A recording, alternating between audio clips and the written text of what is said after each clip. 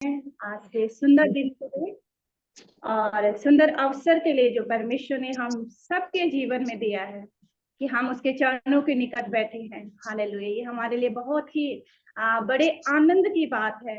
Hallelujah कि अब हम इस समय प्रभु के चरणों में बैठे हैं। आइए हम अपने आप को दीन और नम्र करते हुए, अपने आप को शून्य करते हुए और खाली करते हुए हम परमेश्वर के निकट आए, ताकि जब हम भूखे और प्यासे होते तो प्रभु कहता है जो भूखा और प्यासा है मैं उसे तृप्त करूंगा। Hallelujah.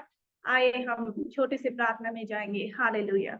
Thank you Lord father, thank you Jesus. धन्यवाद देते महान परमेश्वर पिता आज की सुंदर संगति के लिए प्रभु जी, आज की आराधना के लिए, आज की गवाही के लिए प्रभु, बोझ के लिए परमेश्वर पिता, यहाँ पर आए हुए तेरी बेटियों के लिए खुदा, एक एक जन के लिए प्रभु हम आपका धन्यवाद देते प्रभु, क्योंकि हम विश्वास करते प्रभु कि यहाँ पर एक एक जन खुदा तेरी इच्छा के अनुसार बैठा है परमेश्वर पिता, क्योंकि बिना तेरी मर्जी की खुदावन खुदा पत्ता भी नहीं हिल सकता प्रभु। हम धन्यवाद देते प्रभु कि आपने हम सबको यहाँ पर चुनकर इकट्ठा किया है खुदा, ताकि हम तेरे वचन से तृप्त किए जाए। अपने आप को खुदा बाप तेरे हाथों में सौंपती हूँ।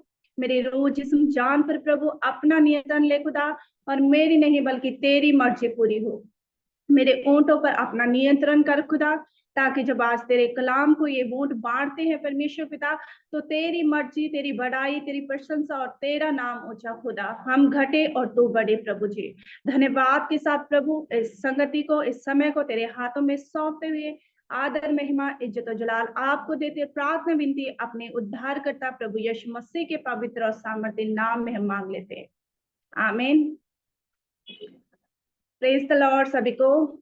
और आज का जो हमारा टॉपिक है वचन का, वो है चुनाव करना, परमेश्वर के पीछे चढ़ने का चुनाव करना, या फिर हम ऐसा बोल सकते हैं कि सत्य के मार्ग पर चलने का चुनाव करना। बाइबल कहती है सत्य मार्ग जीवन यीशु मसीह है। तो हम इस टॉपिक को आज आगे देखेंगे। और हम सब जानते हैं कि प्रतिदिन के जीवन में, हमारे जीवन में ये चुनाव भरा जीवन है। हालेलुया। जब हमें हर समय चुनाव करना पड़ता है। हालेलुया। तो आज हम कुछ ऐसे लोगों को बाइबल से देखेंगे जिन्होंने परमेश्वर के पीछे चलने का एक अच्छा चुनाव किया। हालेलुया। और कुछ ऐसे भी लोगों को हम देखेंगे बाइबल से जिन्होंने अपने जीवन में गलत चुनाव करे, और उस गलत चुनाव के जो नतीजे हैं वो बहुत ही बुरे थे। हालेलुया। तो आज हम इस बात को सीखेंगे कि हम अपने जीवन में सही चुनाव करें। हालेलुया। तो हम निकालेंगे और एक बात मैं आपसे बोलना चाहती हूँ कि परमेश्वर ने चुनाव हमारे हाथों में दिया है। हालेलुया। प्रभु ने जीवन मृत्यु आशीष और श्राप हमारे हाथों में रखा है, और प्रभु कहता है कि मैं सब कुछ रखा है और तू चुन। हालेलुया। तो चुनना प्रभु ने हमारे हाथ में रखा है। अब ये हम पे डिपेंड करता है कि हम किसको चुनते हैं, आशीष को, श्राप को, जीवन को या मृत्यु को। हालेलुया। तो आइए हम एक ऐसी स्त्री के बारे में आज हम देखेंगे जिसने अपने जीवन का एक सही चुनाव किया और परमेश्वर ने उसे आशीष दी। हालेलुया। और जब हम परमेश्वर के सही वचन के अनुसार, परमेश्वर के अनुसार अपने जीवन में चुनाव करते हैं, तो हम परमेश्वर के आशीषों को भी अपने जीवन में देखते हैं। हालेलुया। हम निकाल लेंगे रूत की पुस्तक। हम सब इसको देखते हैं और हमने कई बार इसे पढ़ा भी है। जब हम रूत की पुस्तक को देखते हैं तो यहाँ पर हम जब रूत के विषय में देखते हैं, हम एक पढ़ रहे हैं, एक से लेकर 1 का 15 और 18 हम यहाँ पर पढ़ रहे हैं। आप जरूर अपनी बाइबल को निकाल लीजिए। यहाँ पर लिखा है, तब उसने कहा, देख तेरी जेठानी तो अपने लोगों और अपने देवता के पास लौट गई है, इसलिए तू अपनी जेठानी के पीछे लौट जा। रूत बोली, तू मुझसे यह कि मुझे त्याग या छोड़कर लौट जा, क्योंकि जिधर तू जाए उधर मैं भी जाऊंगी, जहां तू टिके वहां मैं भी टिकूंगी।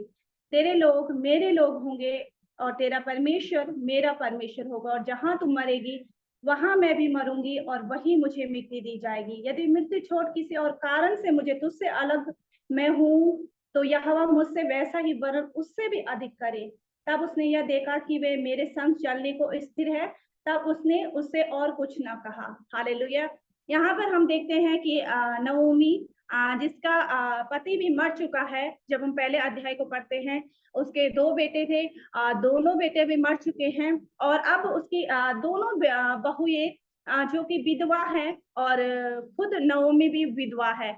और यहाँ पर नवोमी अपनी बहू से कहती है, रूथ से कहती है कि जिस प्रकार तेरी जेठानी अपने मायके चली गई है, तो तू भी चली जा, अपने मायके चली जा, अपने घर चली जा और अपनी नई जिंदगी की शुरुआत कर। हालेलुया। दोनों बहुओं को कहती है। और यहाँ पर हम देखते हैं कि जो रूथ की जो जेठानी होती है वो वापस चली जाती है, लेकिन रूथ हम धन्यवाद देते हैं रूथ के जीवन के लिए कि रूथ ने अपनी सास को नहीं छोड़ा। उसने यहाँ पर एक सही चुनाव किया। हालेलुया। एक सही चुनाव किया उसने कि मैं तुझको छोड़कर नहीं जाऊंगी। हालेलुया। तेरा परमेश्वर मेरा परमेश्वर होगा। ये सबसे बड़ी बात है। हालेलुया। कि तेरा परमेश्वर मेरा परमेश्वर होगा। हालेलुया। और वो यहाँ पर एक चुनाव करते, एक निर्णय लेती है, एक डिसीजन लेती है अपनी सास के पीछे चलने का। हालेलुया। कि मैं तुझे ना छोड़ूंगा, मैं तेरे ही पीछे चलूंगी। हालेलुया। यहाँ पर मेरे प्रियो हम देख रहे हैं, जब हम सत्य मार्ग पर चलते हैं या हम ऐसे चुनाव को करते हैं जो सच्चाई के मार्ग पर हमें ले चलता है। हालेलुया। तो हम देखते हैं कि हमारे जीवन में बहुत सारी कठिनाइयां होती है। हालेलुया।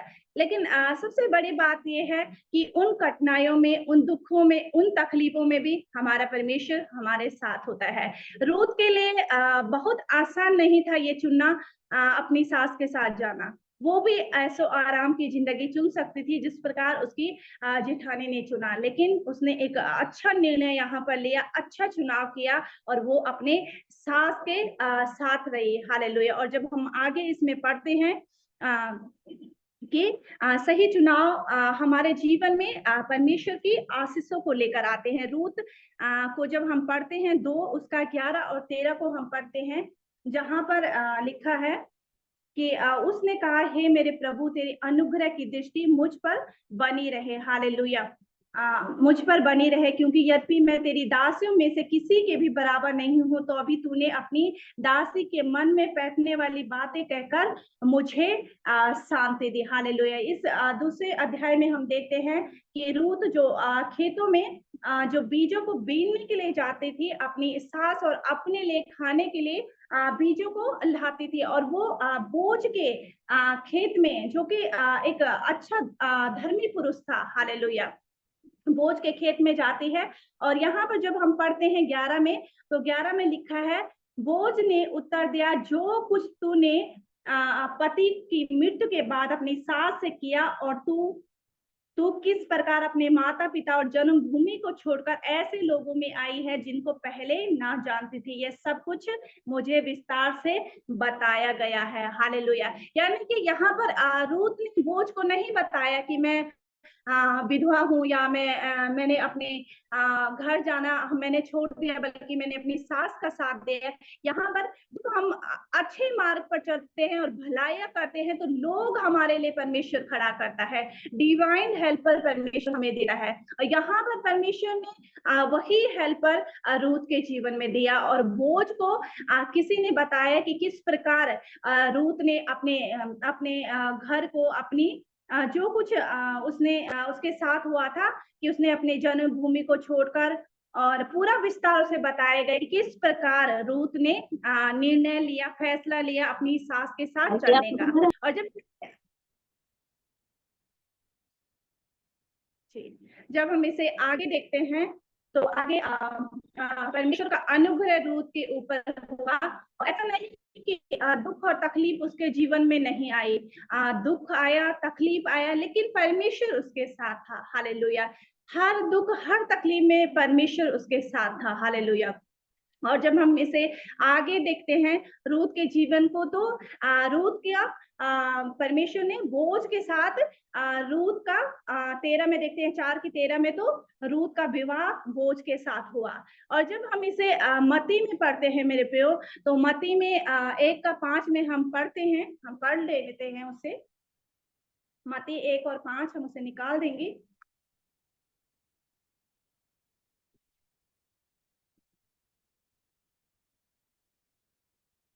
मत्ती 1 और उसके 5 में लिखा है, सलमोन और राहाब से बोज उत्पन्न हुआ, बोज और रूत से ओबेद उत्पन्न हुआ और ओबेद से इश्शे उत्पन्न हुआ। हालेलुया। यानी कि जो निर्णय हजारों साल पहले रूत ने लिया था, हम देखते हैं कि वही रूत यीशु मसीह, उसी रूत के आने से प्रभु यीशु मसीह की वंशावली है। हालेलुया। उसी घराने में रूत आती है।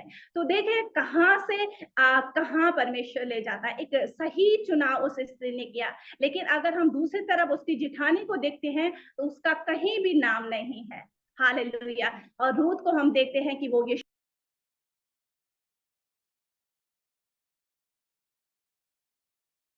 की वंशावली में पाए जाते हैं। यानी कि इस स्त्री ने अपने जीवन में सही निर्णय लिया, सही चुनाव किया। और जब हम सही चुनाव करते हैं तो परमेश्वर हमारे साथ होता है, और परमेश्वर ना केवल इस धरती पर बल्कि परमेश्वर हमें अनंत जीवन भी देता है। हालेलुया। और जिस प्रकार रूत ने यहाँ पर एक अच्छा निर्णय लिया और उसने अपने जीवन में आशीषों को पाया, आज हम भी अपने जीवन के सही चुनाव को करें। हालेलुया। और सत्य के मार्ग पर चले, भले वो कठिनाई भरा मार्ग क्यों ना हो, क्योंकि बाइबल हमें कहती है कि मत्ती में जब हम पढ़ते हैं तो मत्ती में लिखा है कि सकरा है वो मार्ग जो जीवन को पहुंचाता है, और चौड़ा है वो फाटक और सरल है वो मार्ग जो विनाश को पहुंचाता है। बहुत से हैं जो उससे प्रवेश करते हैं, क्योंकि सकेत है वो फाटक और कठिन है वो मार्ग जो जीवन को पहुंचाता है, थोड़े हैं जो उसमें प्रवेश करते हैं। मत्ती 7 उसकी 13 और 14 में हम इसे पाते हैं। हालेलुया। यानी कि जो सकेत फाटक है, जब हम उससे प्रवेश करते हैं तो बहुत सारे दुख और तकलीफें हमारे जीवन में आएगी, सताव आएगा। हालेलुया। लेकिन इसमें सबसे बड़ी बात यह है कि परमेश्वर हमारे साथ होगा। हालेलुया। इसीलिए हमेशा सत्य के मार्ग को चुने और उस चौड़े फाटक की ओर ना जाए। हालेलुया। जिस चौड़े फाटक की ओर रूत की जेठानी गई थी, आज हम उसका नाम कहीं पर नहीं पढ़ते हैं। वो अपने वापिस चली गई अपने घराने में, वही फिर मूर्ति पूजा करने लगी होगी, अपने देवी देवताओं को मानने लगी होगी, लेकिन रूत बनी रही। हालेलुया। वो बनी रही और उसके जीवन में किसी चीज की कमी परमेश्वर ने नहीं होने दी। हालेलुया। और आज हम उसे प्रभु यीशु मसीह की वंशावली में पढ़ते हैं। हालेलुया। इसलिए हमें चाहे कि हम परमेश्वर के मार्ग को चुने। हालेलुया। सकेत फाटक को चुने। हालेलुया। जब हम व्यवस्था विवरण पढ़ते हैं, उसका 30, 19 और 20 को हम पढ़ते हैं। व्यवस्था विवरण 30, उसका 19 और 20, 30 का 19 और 20 वहां पर लिखा है, मैं आज आकाश और पृथ्वी दोनों को तुम्हारे सामने इस बात की साक्षी बनाता हूँ कि मैंने जीवन और मरण, आशीष और श्राप को तुम्हारे आगे रखा है, इसलिए तू जीवन ही को अपना ले कि तू और तेरा वंश दोनों जीवित रहे। हालेलुया। Praise the Lord. परमेश्वर की महिमा हो। देखिए यहाँ पर प्रभु कह रहा है कि मैंने आशीष और श्राप और जीवन मृत्यु सब कुछ रखा है, लेकिन फिर भी परमेश्वर क्या चाहता है कि हम क्या चुने, हम जीवन को ही चुने। हालेलुया। और वो जीवन है परमेश्वर के पीछे चलने का। हालेलुया। प्रभु यीशु मसीह के पीछे चल लेंगे जब हम, तो हमें जीवन मिलेगा, क्योंकि जीवन मार्ग सत्य वही है। हालेलुया। इसलिए मेरे प्रियो, हमेशा जीवन को ही चुनिए, हमेशा उस मार्ग को चुनिए जो परमेश्वर की ओर से हो। और हमारे मन में जरूर ये बात आ रही होगी कि हम कैसे जाने कि कौन सा मार्ग परमेश्वर की ओर से है। हालेलुया। तो उसके लिए हम निरंतर प्रार्थना करें, और जिस प्रकार नीति वचन में भी हम देखते हैं वचन को, नीति वचन 3 और उसकी 1 और 4 में हम पढ़ते हैं, और जो परमेश्वर की आज्ञा मानता है वो अपने जीवन में उत्तम चुनाव कर पाते हैं। हालेलुया। कि मेरी जो शिक्षा है, प्रभु का वचन कहता है, वो अपनी हृदय रूपी पट्टियों पर लिख के रखना। यानी कि जब हम परमेश्वर के वचन में रहेंगे, परमेश्वर के वचन को पढ़ेंगे, तभी हम अपने जीवन का सही चुनाव कर सकते हैं। हालेलुया। अगर हम वचन नहीं पढ़ते हैं, और वचन ही जो लिखित वचन है, जो पवित्र बाइबल आपकी और मेरे पास दी गई है, ये परमेश्वर की आवाज है हमारे लिए, लिखित आवाज है परमेश्वर की हमारे लिए। हालेलुया। ये हमें जीवन का मार्ग सिखाती है। हालेलुया। और जब हम इन वचनों को पढ़ते हैं तो प्रभु हमारी अगुवाई करता है हमें सही चुनाव करने में। हालेलुया। इसीलिए हमें बाइबल को पढ़ना बहुत ही ज्यादा जरूरी है। आज हम देखते हैं कि हम प्रार्थनाओं को करते हैं और संगति भी करते हैं, वर्शिप भी कर लेते हैं, लेकिन हम वचन की ओर ज्यादा ध्यान नहीं देते हैं। लेकिन वचन पढ़ना बहुत ही ज्यादा जरूरी है। यूहन्ना 1 में कहता है, वचन की आदि में वचन था, वचन परमेश्वर के साथ और वचन ही परमेश्वर है। हालेलुया। वचन ही परमेश्वर है। और जब आप उस वचन पर अपना फोकस करेंगे, उस वचन को पढ़ेंगे, तो प्रभु आपके लिए उस वचन को जीवित करेगा। हालेलुया। दुनिया में ऐसी कोई भी समस्या नहीं है जिसका हल इस पवित्र पुस्तक में ना हो। हालेलुया। ये केवल पुस्तक नहीं है, ये आम पुस्तक नहीं है। हालेलुया। ये हमारे जीने का आधार है, ये हमारा जीवन है। हालेलुया। ये हमारे शुद्ध और पवित्र रहने का आधार है। हालेलुया। इसलिए बाइबल जरूर पढ़िए। हालेलुया। आधा घंटा पढ़िए, 15 मिनट पढ़िए, धीरे धीरे कर बढ़िए, लेकिन बाइबल जरूर पढ़िए। हालेलुया। क्योंकि जब तक हम बाइबल नहीं पढ़ते हैं, केवल सुनते हैं, अभी हम वचन को सुन रहे हैं, थोड़ी देर में वो हमारे कान से निकल जाएगा, लेकिन जो हमने पढ़ा होगा वो हमारे अंदर जाएगा। हालेलुया। वो हमसे बात करेगा। हालेलुया। और आप नहीं जानते वो वचन कब आपके लिए रेमा वर्ड बन जाएगा। हालेलुया। एक समय था जब मैं प्रभु में नई नई आई। ये मेरे जीवन की बहुत ही अद्भुत गवाही है। और ऐसा समय आया जब मैं एक ऐसी फैमिली से हूँ जो कि हिंदू फैमिली है। और जब वहां पर मुझे ऐसा चुनाव करने के लिए कहा गया, या तो अपने प्रभु के ही पीछे तुम चले जाओ या फिर हमको छोड़ दो। हालेलुया। और ये निर्णय करना आसान बात नहीं होती है, लेकिन जब हम प्रभु के साथ जुड़े हैं तो प्रभु का आत्मा हमें अगुवाही करता है, हमें साहस देता है, वो हमें दृढ़ करता है। हालेलुया। मजबूत करता है। और उस समय वो अपना जो हिंदू रीति रिवाज से वो अपना मूर्ति पूजा कर रहे थे। हमारा पूरा बड़ा परिवार है, 5 भाई हैं, मेरे हस्बैंड और मैं चौथे नंबर वाली हूँ। लेकिन वहां पर हम उठकर चले गए और हमने कहा कि नहीं, बाइबल में लिखा है कि तो अपने परमेश्वर को छोड़कर किसी को दंडवत ना करना, इसलिए हम आपकी मूर्ति के आगे दंडवत नहीं करेंगे और कोई चढ़ावा नहीं चढ़ाएंगे और कोई हिस्सा हम नहीं लेंगे। यहाँ तक कि जब आप पूजा पाठ कर रहे हो तो हम यहाँ से हम चले जाएंगे। हालेलुया। हम वहां पर भी नहीं रहेंगे, उन कार्यों में शामिल नहीं होंगे। और जब मैंने ये निर्णय लिया तो बहुत ही मुझे सुनने को मिला, हस्बैंड को सुनने को मिला, बहुत दुख आया, तकलीफ आई। 2-2 3-3 महीने तक किसी ने बात नहीं की। 3-4 महीने से भी ऊपर मतलब ऐसा हमको देखकर उनको ऐसा होता था कि हमको खा जाएंगे, ऐसा लगता था। बहुत कुछ हमने देखा, लेकिन सचमुच इसमें सबसे बड़ी बात यह है कि परमेश्वर ने हमें कभी नहीं छोड़ा। और कुछ समय बीतने के बाद हम लगातार प्रार्थना में बने रहे, अपना कंटिन्यू हम अपनी संगति में जुड़े रहे। और जब हम आगे बढ़ते गए तो हमने देखा कि 3-4 महीने के बाद परमेश्वर ने उनके मनों को जोड़ा, और तो उनके मनों को बदला परमेश्वर ने। और एक दिन मेरी देवरा ने मुझे फोन की और बोली कि प्रिंस की मम्मा, मेरे बेटे का नाम प्रिंस है, कि मेरे बेटे को बहुत कुछ हो गया है, वो सीढ़ियों से गिर गया है, आप उसके लिए प्रार्थना करो।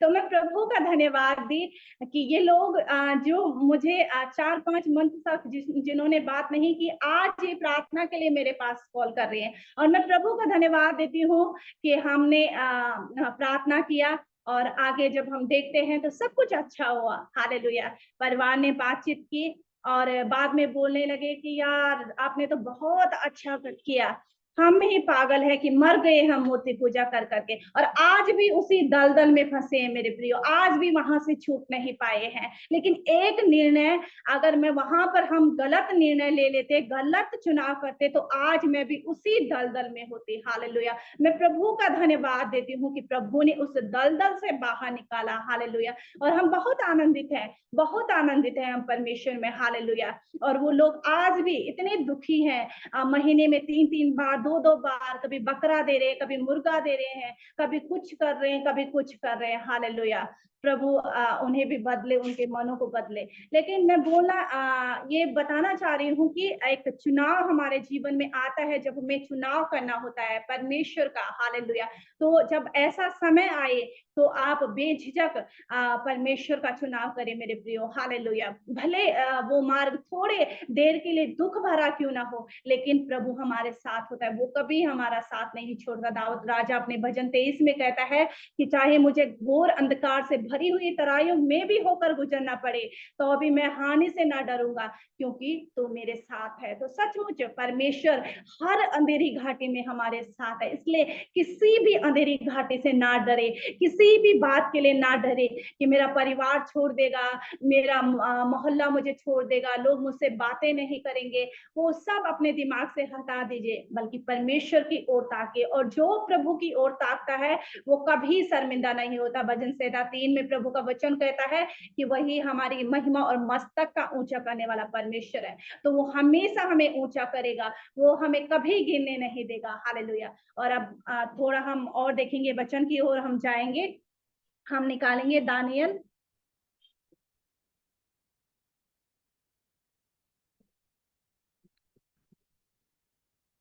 दानियल 3 हम निकाल लेंगे। हम सब इन आयतों को बहुत अच्छे से जानते हैं। दानियल 3 और उसके 17 और 18 में पढ़ रही हूँ। हमारा परमेश्वर जिसकी हम उपासना करते हैं, वो हमको उस धधकते हुए भट्टे की आग से बचाने की शक्ति रखता है। वरन हे राजा, वो हमें तेरे हाथ से भी छुड़ा सकता है, परंतु यदि नहीं तो हे राजा, तुझे मालूम हो कि हम लोग तेरे देवता की उपासना नहीं करेंगे और ना तेरी खड़ी कराई हुई सोने की मूरत को दंडवत करेंगे। हालेलुया। यहाँ पर राजा नबूकदनेस्सर राजा की जो मूर्ति, सोने की मूर्ति बनाई गई थी, और यहाँ पर हम सद्रक, मेशक और अबेदनगो की बात कर रहे हैं। और जब उन्होंने दंडवत, उस मूर्ति को दंडवत करने के लिए उन्हें कहा गया, राजा की उधर से आज्ञा निकली, तो उन्होंने उस मूर्ति के आगे दंडवत करने के लिए क्या कर दिया? मना कर दिया। हालेलुया। एक अच्छा डिसीजन उन्होंने यहाँ पर लिया कि हम तेरी बनाई हुई सोने की मूरत के आगे दंडवत नहीं करेंगे। और जब हम वचन को पढ़ रहे हैं तो लिखा है, हमारा परमेश्वर जिसकी हम उपासना करते हैं, वो हमको उस धधकते हुए भट्टे की आग से बचाने की शक्ति रखता है। वरन हे राजा, वो हमें तेरे हाथ से भी छुड़ाने का सामर्थ्य रखता है। हालेलुया। देखिए यहाँ पर सद्रक, मेशक और अबेदनगो को जिंदगी से हम, उनके जीवन से हम क्या सीख सकते हैं कि ऐसा समय जब उनके जीवन पर मृत्यु भी उनकी हो सकती थी यहाँ पर। हालेलुया। उन्होंने अपने प्राणों को भी प्रिय ना जाना यहाँ पर, और उन्होंने उस मूर्ति के आगे दंडवत नहीं किया। उन्होंने कहा कि नहीं, हम इस मूर्ति के आगे दंडवत नहीं करेंगे, क्योंकि ये परमेश्वर के वचन के विपरीत है। और जब हम देखते हैं मेरे प्रियो, तो आगे क्या होता है, तब 19 में मैं पढ़ रही हूँ, तब नबूकदनेस्सर झुंझला उठा और उसके चेहरे का रंग सद्रक, मेशक और अबेदनगो के प्रति बदल गया। उसने आज्ञा दी कि भट्टे को 7 गुना अधिक धधका दो। फिर अपनी सेना में के कई एक बलवान पुरुषों को उसने आज्ञा दी कि सद्रक, मेशक और अबेदनगो को बांधकर उन्हें धधकते हुए भट्टे में डाल दो। और जब उन्हें भट्टे में डाला गया है, तो जो डालने वाले थे वो लोग जलकर मर गए, क्योंकि आग को 7 गुना और धधकाया गया था। हालेलुया। वो डालने वाले मर गए, लेकिन सद्रक, मेशक और अबेदनगो क्या हुआ, आगे हम देखते हैं 24 में। तब नबूकदनेस्सर राजा अचंभित हुआ और घबराकर उठ खड़ा हुआ और अपने मंत्रियों से पूछने लगा, क्या हमने उस आग के बीच 3 ही पुरुष बंधे हुए नहीं डलवाए? उन्होंने राजा को उत्तर दिया, हाँ राजा, सच बात है। फिर उसने कहा, अब मैं देखता हूँ कि 4 पुरुष आग के बीच खुले हुए ठहर रहे हैं और उनको कुछ भी हानि नहीं हुई है, और चौथे पुरुष का स्वरूप ईश्वर के पुत्र के सदृश है। हालेलुया।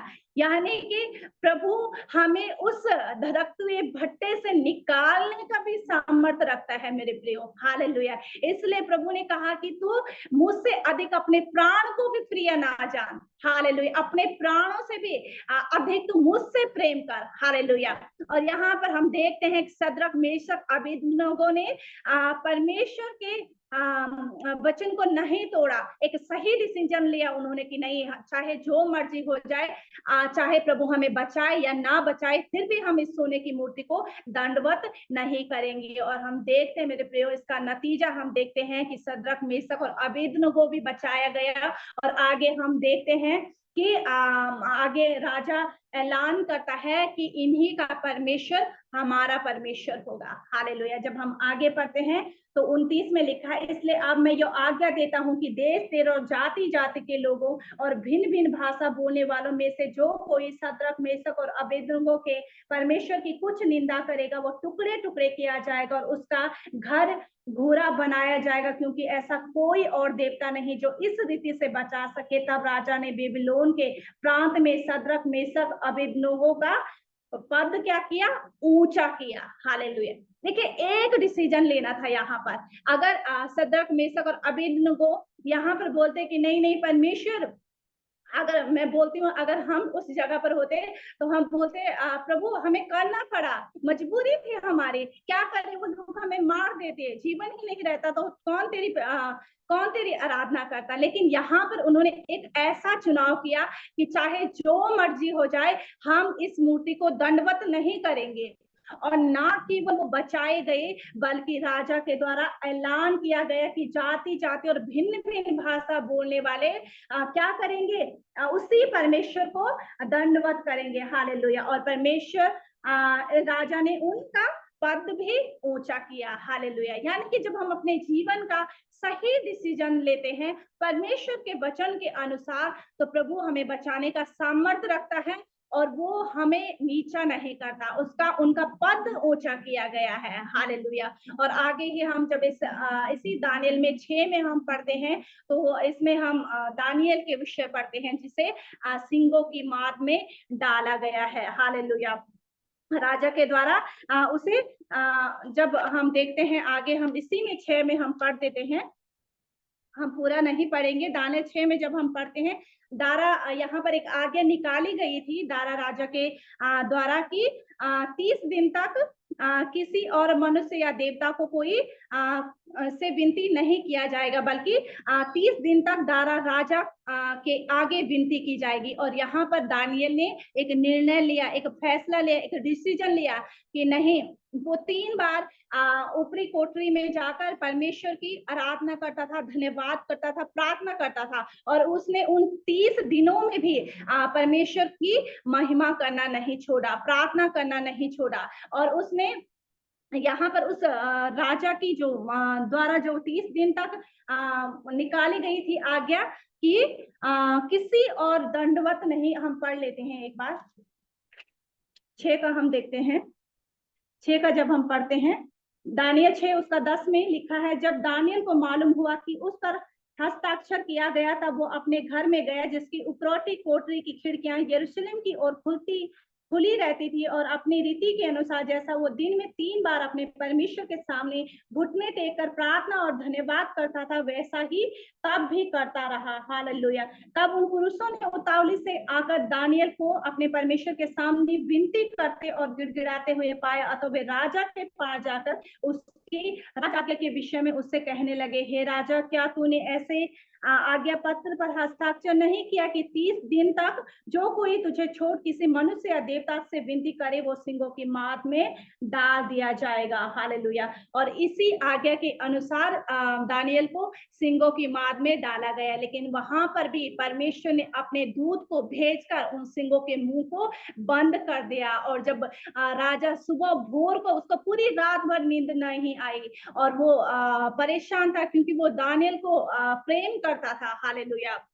और जब वो सुबह वहां आया तो उसने देखा कि उसने पुकारा वहां पर 20 में हम पढ़ते हैं, हे दानियल, हे जीवते परमेश्वर के दास, क्या तेरा परमेश्वर जिसकी तू नित्य उपासना करता है तुझे सिंगों से बचा सका? तब दानियल ने राजा से कहा, हे राजा तू युगायुग जीवित रहे। मेरे परमेश्वर ने अपना दूत भेजकर सिंहों के मुंह को ऐसा बंद कर रखा कि उन्होंने मेरी कुछ भी हानि नहीं की। इसका कारण यह है कि मैं उसके सामने निर्दोष पाया गया, और हे राजा तेरे सम्मुख भी मैंने कोई भूल नहीं की। हालेलुया। तो मेरे प्रियो देखो, जब हम परमेश्वर के वचन के अनुसार एक सही डिसीजन लेते हैं परमेश्वर के पीछे चलने का, तो प्रभु हमें मौत के मुंह से निकालने का भी सामर्थ्य रखता है। हालेलुया। इस हम परमेश्वर के वचन को कभी ना तोड़े। हालेलुया। परमेश्वर के वचन से ऊपर हम किसी को ना रखें। हालेलुया। और जो परमेश्वर ने हमें आज्ञा दी है, हम उस आज्ञा के अनुसार चले। हालेलुया।